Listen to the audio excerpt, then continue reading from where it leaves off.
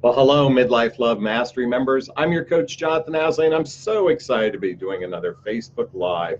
Yes, it's a morning cup of Jonathan, and today we have our unstoppable mug, kind of apropos for what I want to talk about today. So I want to just jump right into it. If you'd seen the post I did yesterday, I wanted to share with you my experience of the television audition I did for a new pilot, which I'll just kind of give you some backdrop. The idea is kind of The View meets Dr. Phil on relationships. They're going to have 5 relationship. I say the word experts, they're coaches, people in the relationship profession. They're going to interview guests with a relationship problem or a dating problem. And it was a very interesting experience. They brought in and this was called a chemistry test. So they brought in about 10, 11 of us. I don't remember at the moment. And we did a variety of different test segments with a different group of people at each time. They had the host, who was the focal point, and then 4 of us relationship coaches, and they mixed us around. And we had to do about 10 or 20 minute, a couple different 10-minute segments. Anyway, long story short, let me tell you what was going on inside my head, because that's really what's most important. Now, first, I went in very confident, I did some meditation, I set some intentions. My intentions were to be calm, to trust my content, and to be present. That was kind of the triangle of what I wanted to do. And just on a side note, I highly recommend the same thing from a dating perspective, this triangle: calm, trust, and to be present. Okay, so that was the way I went in with my intention. What was happening for me was I was listening to some of my contemporaries share their thoughts and experiences, and I was like, oh my God, what they're saying is so brilliant. And what I'm saying is so much crap, is what my little kid said inside, because I thought, oh, they're smarter than me. They know more than me. And really the reason why this was happening was, the demographic I work in which is the baby boom generation.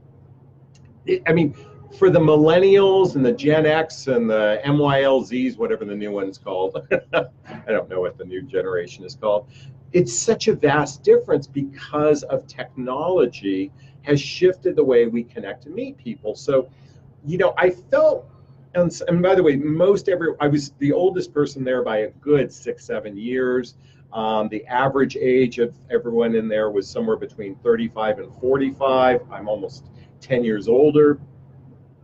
And I felt a little awkward from that perspective, because they're really up to date with the emotional effects of what's going on with technology. For that age demographic, for our age demographic, it's so different. So anyway, what I'm really getting at is there was a moment there where I was feeling inferior, where I started to really self-judge who I was. And this is often true where we're in relationships. This is very true when we're interacting in relationships. We're either coming from a place of ego, I'm better than someone, or we're coming from a place, I'm not as good as someone. Okay? Those are the 2 places oftentimes our ego fucks with us, because we're not in a state of love. So I breathed in, and I'll be candid with you. TV is kind of like made up. You have to talk in sound bites. All of us were talking over one another, so that felt awkward. It didn't feel like a real connection or engagement, which is the same in dating and relationships. People are just talking to get their stuff out. There was no real connection with each one of us having a discussion. And I think that's what they want to shoot for. I just think when you're stuck with a time limit, it's hard to engage in that way. And it's same in dating. When we have a time limit, we're only meeting for an hour. We have to cram in a lot of stuff in a short period of time to see if we like this person. And let's face it, chemistry is going to make all the difference, meaning attraction. So that's what this was all about, this chemistry test, if there's a real connection between people. Anyway, from a personal note, I did have fun. I enjoyed the experience. It did feel awkward because some of my contemporaries really do talk in sound bites, and they really do know how to talk to the camera. That wasn't my thing, but that's okay too, for me anyway. And I don't, not to say I'm not afraid of television, and I'd be happy to do it again. And if I got invited to the show, I'd probably learn some of the skills you need. Let me think about that. I need to learn the skills you need, because there is a skill to learning how to communicate on television, and it's the same in relationship. Actually, I think I'm going to do our next free call centered around how to communicate with someone, how to really connect with someone in a better way. I think that's what I want to talk about on our next group call. So just be on the lookout for that. Because that's really one of the challenges today, is how to be seen, heard, and understood, and which is really about how do we effectively communicate with someone, and how does someone communicate with us? It's really a two-way street. So it's you know, I'm going to give you some skills and some tools to work on, and my hope is that men are doing the same thing.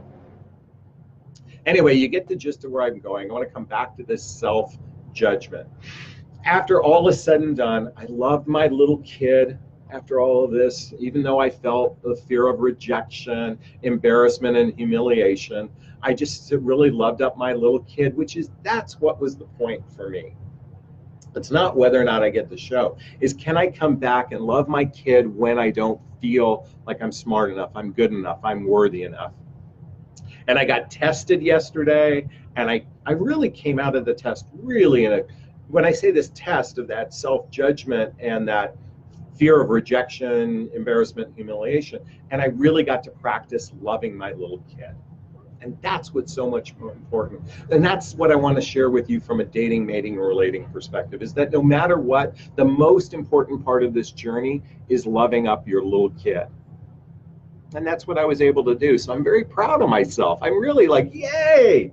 I rocked that. I rocked loving my little kid. And by virtue, it gives me more confidence to go out there and be who I am. And that's what I want to encourage for you. Anyway, I hope you found value in this. Please post a comment. I'd like to hear your thoughts. You know, I'd like to hear what you think about all of this, the self-judgment.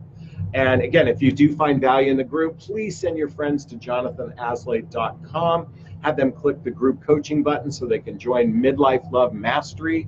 And you can get to see these videos on a daily basis. And you know me, how I like to send, if you don't know me, let me just tell you how I like to send off people. With your consent, I'd like to send you off today with a big, gigantic Jonathan Bear hug. Wishing you a super duper wonderful day. Thanks so much. Bye-bye now.